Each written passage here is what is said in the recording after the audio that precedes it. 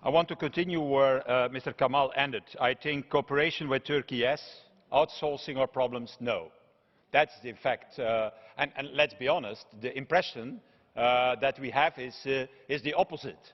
A visa-free regime, 3 billion euro, speeding up the accession negotiations, for some Turkish cooperation in helping to manage the refugee crisis.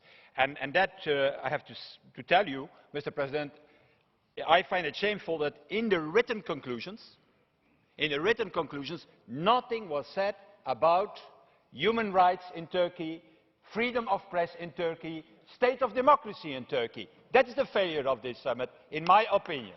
Because let's be honest, the situation in Turkey is becoming worse and worse.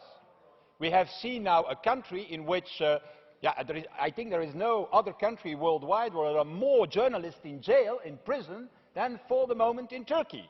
So I have nothing against the search of a better cooperation with Turkey to manage the refugee crisis, but at least have the honesty, have the courage to talk about the problems in Turkey and not to do, okay, we don't talk about them anymore, not in the conclusions. It's only at the end, in the press conference, that Mr. Tusk has said 3-4 words about it, and not in the written conclusions. And that brings me to the key point.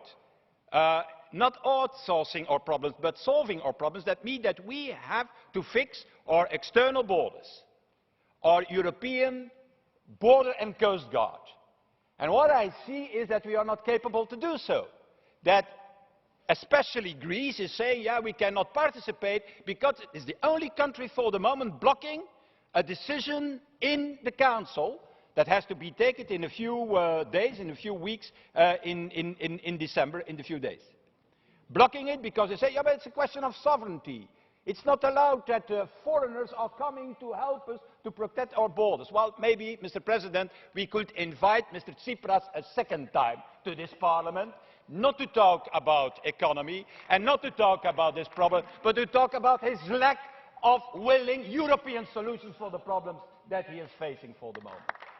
And so, I was not shocked when this morning I read some countries want to push Greece out of Schengen. Well, the external border of Greece is not a Greek border, it's a European border. It's also a German border, a Belgian border, a French border, and that's the key. And that is what you have to achieve now, with or without Mr. Tsipras.